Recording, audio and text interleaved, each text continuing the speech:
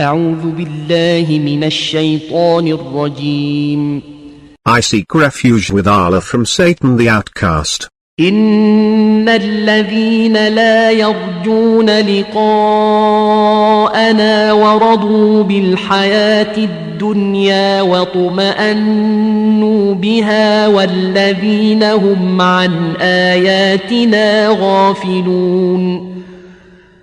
Those who do not hope to meet us, and are content with the worldly life, and are at ease in it, and those who pay no heed to our signs. أولئك مأواهم النار بما كانوا يكسبون. These, their dwelling is the fire, on account of what they used to do.